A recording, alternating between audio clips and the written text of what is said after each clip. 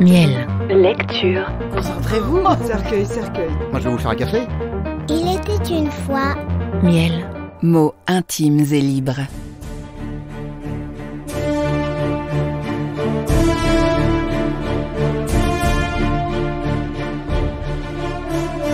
Le comte de Monte Cristo. Lu par Martha Amick. Chapitre 3. Les Catalans.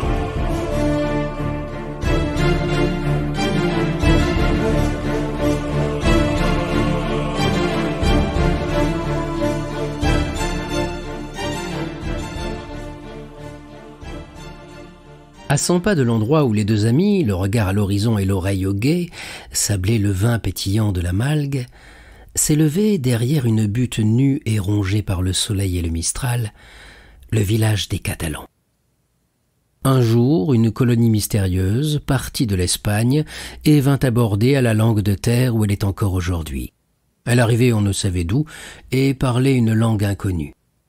Un des chefs qui entendait le provençal demanda à la commune de Marseille de leur donner ce promontoire nu et aride sur lequel ils venaient, comme les matelots antiques, de tirer leurs bâtiments. La demande lui fut accordée, et 3 mois après, autour des 12 ou 15 bâtiments qui avaient amené ces bohémiens de la mer, un petit village s'élevait. Ce village, construit d'une façon bizarre et pittoresque, moitié mort, moitié espagnol, est celui que l'on voit aujourd'hui, habité par des descendants de ces hommes qui parlent la langue de leur père. Depuis 3 ou 4 siècles, ils sont encore demeurés fidèles à ce petit promontoire, sur lequel ils s'étaient abattus, pareil à une bande d'oiseaux de mer, sans se mêler en rien à la population marseillaise, se mariant entre eux, et ayant conservé les mœurs et le costume de leur mère patrie, comme ils en ont conservé le langage. Il faut que nos lecteurs nous suivent, à travers l'unique rue de ce petit village, et entre avec nous dans une de ces maisons auxquelles le soleil a donné, en dehors, cette belle couleur feuille morte particulière aux monuments du pays, et au-dedans, une couche de badigeon, cette teinte blanche qui forme le seul ornement des posadas espagnoles. Une belle jeune fille, aux cheveux noirs comme le jais, aux yeux veloutés comme ceux de la gazelle, se tenait debout, adossée à une cloison, et froissée entre ses doigts effilés et d'un dessin antique, une bruyère innocente dont elle arrachait les fleurs et dont les débris jonchaient déjà le sol. En outre, ses bras nus jusqu'au coude, ses bras brunis, mais qui semblaient modelés sur ceux de la Vénus d'Arles, frémissaient d'une sorte d'impatience fébrile, et elle frappait la terre de son pied souple et cambré, de sorte que l'on entrevoyait la forme pure, fière et hardie de sa jambe, emprisonnée dans un bas de coton rouge à coins gris et bleus. À 3 pas d'elle, assis sur une chaise qu'il balançait d'un mouvement saccadé, appuyant son coude à un vieux meuble vermoulu, un grand garçon de 20 à 22 ans la regardait d'un air où se combattaient l'inquiétude et le dépit. Ses yeux interrogés, mais le regard ferme et fixe de la jeune fille dominait son interlocuteur. « Voyons, Mercédès, disait le jeune homme. Voici Pâques qui va revenir, c'est le moment de faire une noce, répondez-moi. Je vous ai répondu 100 fois, Fernand.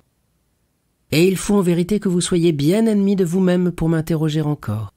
Eh bien, répétez-le encore, je vous en supplie, répétez-le encore pour que j'arrive à le croire. Dites-moi pour la 100e fois que vous refusez mon amour. Qu'a prouvé votre mère? Faites-moi bien comprendre que vous vous jouez de mon bonheur, que ma vie et ma mort ne sont rien pour vous. Ah, mon Dieu, avoir rêvé 10 ans d'être votre époux, Mercédès, et perdre cet espoir qui était le seul but de ma vie. Ce n'est pas moi, du moins, qui vous ai jamais encouragé dans cet espoir, Fernand, répondit Mercédès. Vous n'avez pas une seule coquetterie à me reprocher à votre égard. Je vous ai toujours dit, je vous aime comme un frère, mais n'exigez jamais de moi autre chose que cette amitié fraternelle, car mon cœur est à un autre. Vous ai-je toujours dit cela, Fernand? Oui, je le sais bien, Mercédès, répondit le jeune homme. Oui, vous vous êtes donné vis-à-vis de moi le cruel mérite de la franchise. Mais oubliez-vous que c'est parmi les Catalans une loi sacrée de se marier entre eux. Vous vous trompez, Fernand. Ce n'est pas une loi, c'est une habitude, voilà tout. Et croyez-moi, n'invoquez pas cette habitude en votre faveur. Vous êtes tombé à la conscription, Fernand. La liberté qu'on vous laisse, c'est une simple tolérance. D'un moment à l'autre, vous pouvez être appelé sous les drapeaux. Une fois soldat, que ferez-vous de moi? C'est-à-dire d'une pauvre fille orpheline, triste, sans fortune, possédant pour tout bien une cabane presque en ruine, où pendent quelques filets usés, misérable héritage laissé par mon père à ma mère, et par ma mère à moi. Depuis 1 an qu'elle est morte, songez donc, Fernand, que je vis presque de la charité publique. Quelquefois vous feignez que je vous suis utile, et cela pour avoir le droit de partager votre pêche avec moi. Et j'accepte, Fernand, parce que vous êtes le fils d'un frère de mon père, parce que nous avons été élevés ensemble, et plus encore parce que, par-dessus tout, cela vous ferait trop de peine si je vous refusais. Mais je sens bien que ce poisson que je vais vendre, et dont je tire l'argent avec lequel j'achète le chanvre que je file, je sens bien, Fernand, que c'est une charité. Et qu'importe, Mercédès, si pauvre et isolée que vous êtes, vous me convenez ainsi mieux que la fille du plus fier armateur ou du plus riche banquier de Marseille. À nous autres, que nous faut-il? Une honnête femme et une bonne ménagère. Où trouverais-je mieux que vous sous ces 2 rapports? Fernand, répondit Mercédès en secouant la tête. On devient mauvaise ménagère, et on ne peut répondre de rester honnête femme lorsqu'on aime un autre homme que son mari. Contentez-vous de mon amitié, car, je vous le répète, c'est tout ce que je puis vous promettre, et je ne promets que ce que je suis sûr de pouvoir donner. Oui, je comprends, dit Fernand. Vous supportez patiemment votre misère et vous avez peur de la mienne. Eh bien, Mercédès, aimée de vous, je tenterai la fortune. Vous me porterez bonheur et je deviendrai riche. Je puis étendre mon état de pêcheur, je puis entrer comme commis dans un comptoir, je puis moi-même devenir marchand. Vous ne pouvez rien tenter de tout cela, Fernand. Vous êtes soldat. Et si vous restez aux Catalans, c'est parce qu'il n'y a pas de guerre. Demeurez donc pêcheur, ne faites point de rêves qui vous feraient paraître la réalité plus terrible encore. Et contentez-vous de mon amitié, puisque je ne puis vous donner autre chose.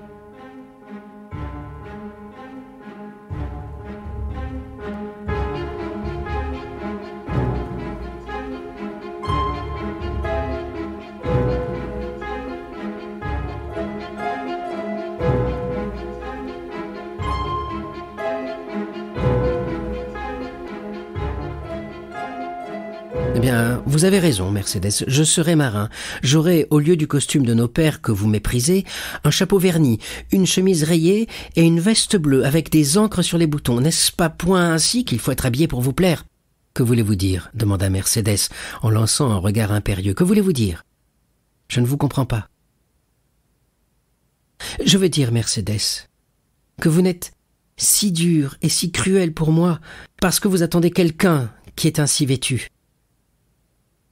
Mais celui que vous attendez est inconsistant peut-être, et s'il ne l'est pas, la mère l'est pour lui.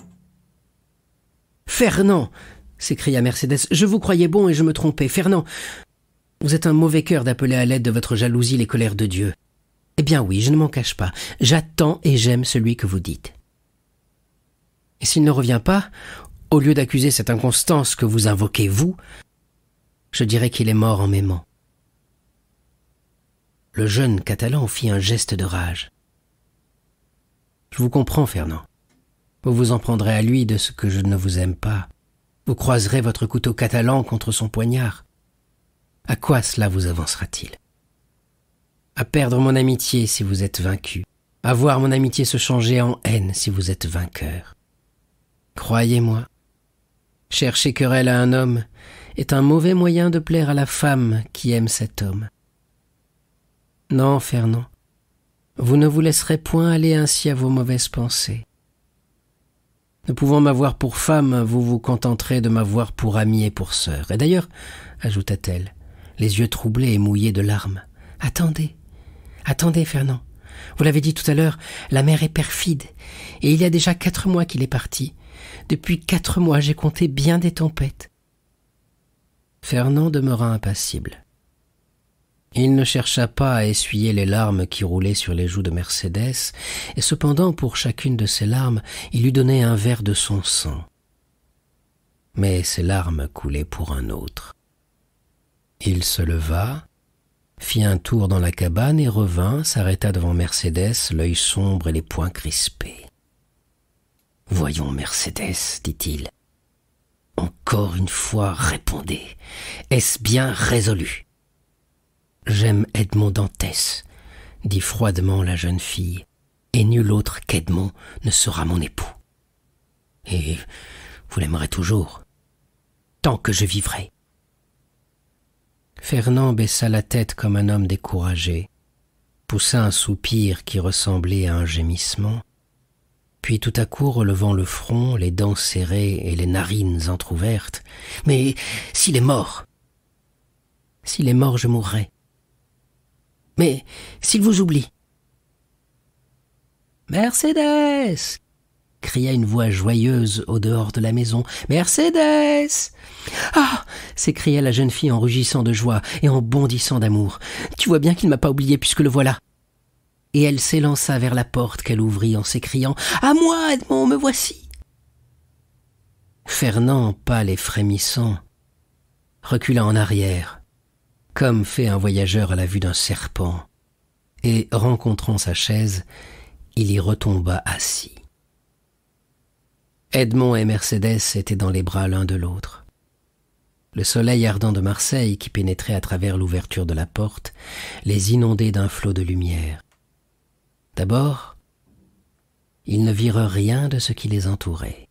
Un immense bonheur les isolait du monde, et ils ne parlaient que par ces mots entrecoupés qui sont les élans d'une joie si vive qu'ils semblent l'expression de la douleur.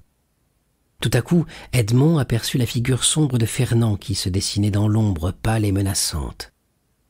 Par un mouvement dont il ne se rendit pas compte lui-même, le jeune Catalan tenait la main sur le couteau passé à sa ceinture. « Pardon, dit Dantès en fronçant le sourcil à son tour. Je n'avais pas remarqué que nous étions trois. » Puis, se tournant vers Mercédès, « Qui est ce monsieur ?» demanda-t-il.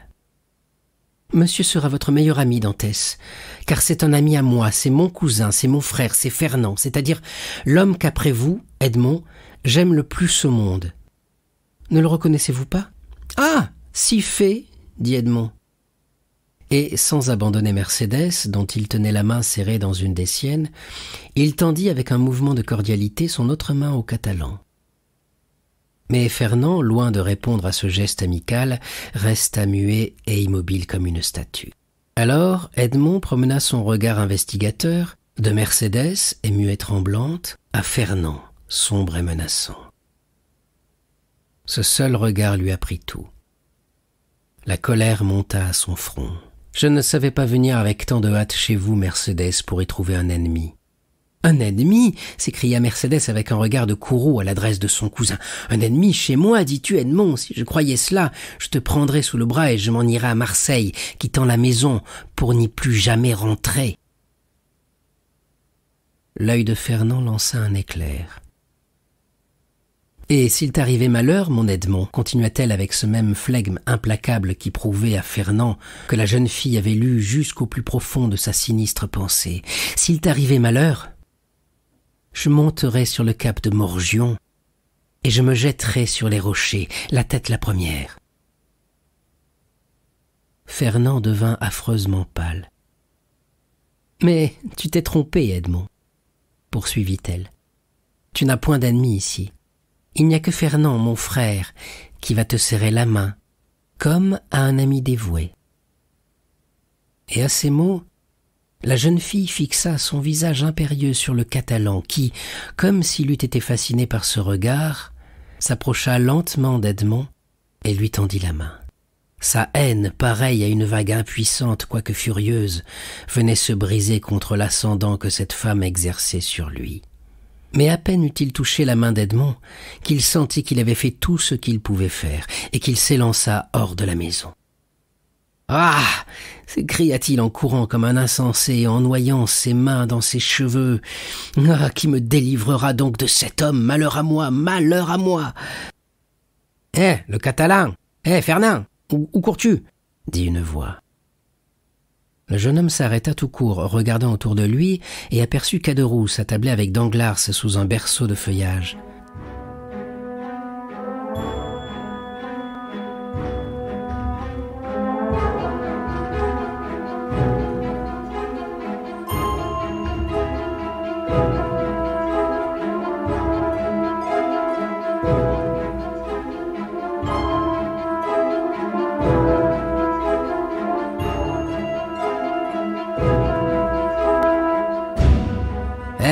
Dit Caderousse. Pourquoi ne viens-tu pas? Es-tu donc si pressé que tu n'aies pas le temps de dire bonjour aux amis? Surtout quand ils ont encore une bouteille presque pleine devant eux, ajouta Danglars. Fernand regarda les deux hommes d'un air hébété et ne répondit rien. Il semble tout penaud, dit Danglars, poussant du genou Caderousse.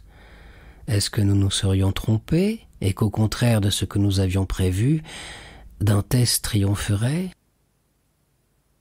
Dame, il faut voir, dit Caderousse. Et il se retourna vers le jeune homme. Eh bien, voyons, le Catalan, te décides-tu? dit-il.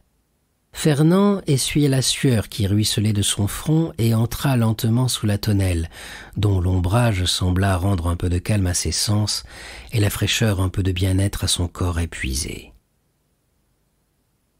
« Bonjour, dit-il, vous m'avez appelé, n'est-ce pas ?» Et il tomba plutôt qu'il ne s'assit sur un des sièges qui entouraient la table. « Je t'appelais parce que tu courais comme un fou et que j'ai eu peur que tu n'allasses te jeter à la mer, » dit en riant Caderousse. « Que diable, quand on a des amis, c'est non seulement pour leur offrir un verre de vin, mais encore pour les empêcher de boire 3 ou 4 pêtes d'eau. » Fernand poussa un gémissement qui ressemblait à un sanglot et laissa tomber sa tête sur ses 2 poignets posés en croix sur la table. « Eh bien, veux-tu que je te dise, Fernand ?» reprit Caderousse, entamant l'entretien avec cette brutalité grossière des gens du peuple auquel la curiosité fait oublier toute diplomatie. « Eh bien, tu as l'air d'un amant déconfit. » Et il accompagna cette plaisanterie d'un gros rire. « Bah, répondit Danglars, un garçon taillé comme celui-là n'est pas fait pour être malheureux en amour, tu te moques, Caderousse. »« Non pas, reprit celui-ci. Écoute plutôt comme il soupire. »« Alors, Fernand, dit Caderousse. Lève le nez, réponds-nous. Ce n'est pas aimable de ne pas répondre aux amis qui nous demandent des nouvelles de notre santé. » « Ma santé va bien, dit Fernand en crispant ses poings, mais sans lever la tête. « Ah, vois-tu, Danglars, dit Caderousse, en faisant signe de l'œil à son ami. « Voici la chose. Fernand que tu vois, et qui est un bon et brave Catalan, un des meilleurs pêcheurs de Marseille, est amoureux d'une belle fille qu'on appelle Mercédès. Mais malheureusement, il paraît que la belle fille, de son côté, est amoureuse du second du pharaon. Et comme le pharaon est entré aujourd'hui même dans le port, tu comprends. » « Non, je ne comprends pas, dit Danglars. »« Le pauvre Fernand aura reçu son congé, continua Caderousse. »« Eh bien, après, dit Fernand, relevant la tête et regardant Caderousse, en homme qui cherche quelqu'un sur qui faire tomber sa colère. « Mercédès ne dépend de personne, n'est-ce pas? Et elle est libre d'aimer qui elle veut. »« Ah, si tu le prends ainsi, dit Caderousse, c'est autre chose. Moi, je te croyais un Catalan. Et l'on m'avait dit que les Catalans n'étaient pas hommes à se laisser supplanter par un rival. On avait même ajouté que Fernand, surtout, était terrible dans sa vengeance. » Fernand sourit avec pitié. « Un amoureux n'est jamais terrible, dit-il. »« Le pauvre garçon, reprit Danglars, feignant de plaindre le jeune homme du plus profond de son cœur. Que veux-tu ? Il ne s'attendait pas à voir revenir ainsi Dantès tout à coup. Il le croyait peut-être mort, infidèle, qui sait. Ces choses-là sont d'autant plus sensibles qu'elles nous arrivent tout à coup. Ah, ma foi, dans tous les cas, dit Caderousse qui buvait tout en parlant, et sur lequel le vin fumeux de la malgue commençait à faire son effet. Dans tous les cas, Fernand n'est pas le seul que l'heureuse arrivée de Dantès contrarie. N'est-ce pas, Danglars? Non, tu dis vrai. Et j'oserais presque dire que cela lui portera malheur.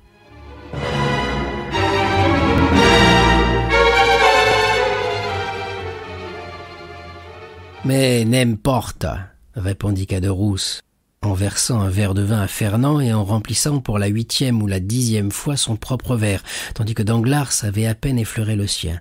N'importe. En attendant, il épouse Mercédès, la belle Mercédès. Il revient pour cela, du moins. Pendant ce temps, Danglars enveloppait d'un regard perçant le jeune homme sur le front duquel les paroles de Caderousse tombaient comme du plomb fondu. « Et à quand la noce ?» demanda-t-il. « Oh, elle n'est pas encore faite, » murmura Fernand. « Non, mais ça se fera, » dit Caderousse. « Aussi vrai que Dantès sera le capitaine du Pharaon, n'est-ce pas, Danglars ?» Danglars tressaillit à cette atteinte inattendue et se retourna vers Caderousse, dont à son tour il étudia le visage pour voir si le coup était prémédité. Mais il ne lut rien que l'envie sur ce visage déjà presque hébété par l'ivresse. « Eh bien, dit-il en remplissant les verres, buvons donc au capitaine Edmond Dantès, mari de la belle Catalane. » Caderousse porta son verre à sa bouche d'une main alourdie et l'avala d'un trait. Fernand prit le sien et le brisa contre terre. « Hé hé hé » dit Caderousse. « Qu'aperçois-je donc que là-bas, au haut de la butte dans la direction des Catalans? Regarde donc, Fernand, tu as la meilleure vue que moi. Je crois que je commence à avoir trouble. Et tu le sais, le vin est un traître. On dirait de deux amants qui marchent côte à côte et la main dans la main. Dieu me pardonne. Ils ne se doutent pas que nous les voyons. Et les voilà qui s'embrassent. » Danglars ne perdait pas une des angoisses de Fernand, dont le visage se décomposait à vue d'œil. « Les connaissez-vous, monsieur Fernand ?» dit-il. « Oui, » répondit celui-ci d'une voix sourde. « C'est monsieur Edmond et mademoiselle Mercédès. »« Ah, voyez-vous, dit Caderousse. Et moi qui ne la reconnaissais pas. Oui, Dantès! Oui, la belle fille. Venez par ici un peu. Et dites-nous à quand la noce, car voici monsieur Fernand qui est si entêté et qui ne veut pas nous le dire. »« Veux-tu te taire ?» dit Danglars, affectant de retenir Caderousse qui, avec la ténacité des ivrognes, se penchait hors du berceau. « Tâche de te tenir debout et laisse les amoureux s'aimer tranquillement. Tiens, regarde monsieur Fernand et prends exemple. Il est raisonnable, lui. » Peut-être Fernand, poussé à bout, aiguillonné par Danglars comme le taureau par les bandilleros, allait-il enfin s'élancer, car il s'était déjà levé, et semblait se ramasser sur lui-même pour bondir sur son rival. Mais Mercédès, riante et droite, leva sa belle tête et fit rayonner son clair regard. Alors, Fernand se rappela la menace qu'elle avait faite, de mourir si Edmond mourait, et il retomba tout découragé sur son siège.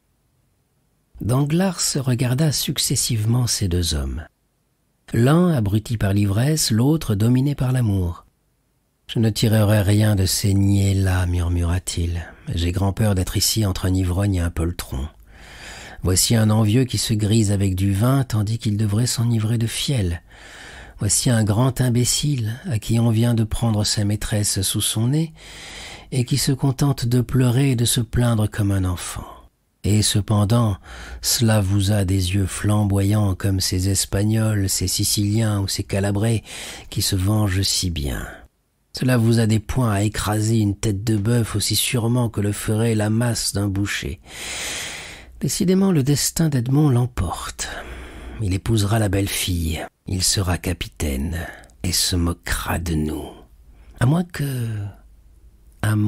que... Un sourire livide se dessina sur les lèvres de Danglars. « À moins que je ne m'en mêle, » ajouta-t-il. « Oh là !» continuait de crier Caderousse à moitié levé, et les poings sur la table. « Oh là, Edmond, tu ne vois donc pas les amis? Ou est-ce que tu es déjà trop fier pour leur parler ?»« Non, mon cher Caderousse, » répondit Dantès. « Je ne suis pas fier, mais je suis heureux, et le bonheur aveugle, je crois, encore plus que la fierté. » « À la bonne heure, voilà une explication, » dit Caderousse. « Bonjour, madame Dantès. » Mercédès salua gravement. « Ce n'est pas encore mon nom, dit-elle, et dans mon pays, cela porte malheur, assure-t-on, d'appeler les filles du nom de leur fiancé avant que ce fiancé soit leur mari. Appelez-moi donc Mercédès, je vous prie. Il faut lui pardonner à ce bon voisin Caderousse, dit Dantès. Il se trompe de si peu de choses. Ainsi, la noce va avoir lieu incessamment, monsieur Dantès, dit Danglars en saluant les deux jeunes gens. Le plus tôt possible, monsieur Danglars. Aujourd'hui, tous les accords chez le papa Dantès et demain ou après-demain ou plus tard le dîner des fiançailles, ici, à la réserve. Les amis y seront, je l'espère. C'est vous dire que vous êtes invité, monsieur Danglars. C'est te dire que tu en es, Caderousse. Et Fernand, dit Caderousse en riant d'un rire pâteux. Fernand est-il aussi? Le frère de ma femme est mon frère, dit Edmond. Et nous le verrions avec un profond regret, Mercédès et moi, s'écarter de nous dans un pareil moment. Fernand ouvrit la bouche pour répondre, mais la voix expira dans sa gorge. Il ne put articuler un seul mot. Aujourd'hui les accords, demain ou après-demain les fiançailles, diable, vous êtes bien pressé, capitaine. Danglars, reprit Edmond en souriant, je vous dirai comme Mercédès disait tout à l'heure à Caderousse, ne me donnez pas le titre qui ne me convient pas encore. Cela me porterait malheur. Pardon, répondit Danglars. Je disais donc simplement que vous paraissez bien pressé. Que diable, nous avons le temps, le pharaon ne se remettra guère en mer avant 3 mois. On est toujours pressé d'être heureux, monsieur Danglars. Car lorsqu'on a souffert longtemps, on a grand peine à croire au bonheur. Mais ce n'est pas l'égoïsme seul qui me fait agir. Il faut que j'aille à Paris. Ah, vraiment, à Paris? Et c'est la première fois que vous y alliez, Dantès? Oui. Vous y avez affaire? Pas pour mon compte. Une dernière commission de notre pauvre capitaine Leclerc à remplir. Comprenez, Danglars, c'est sacré. D'ailleurs, soyez tranquille, je ne prendrai que le temps d'aller et revenir. Oui, je comprends, dit tout haut Danglars. Puis tout bas, à Paris, pour remettre à son adresse sans doute la lettre que le grand maréchal lui a donnée, pardieu. Cette lettre me fait pousser une idée, une excellente idée. Dantès, mon ami, tu n'es pas encore couché au registre du pharaon sous le numéro 1. Puis, se retournant vers Edmond, qui s'éloignait déjà, « Bon voyage !» lui cria-t-il. « Merci !» répondit Edmond en retournant la tête et en accompagnant ce mouvement d'un geste amical. Puis les deux amants continuèrent leur route, calmes et joyeux, comme deux élus qui montent au ciel.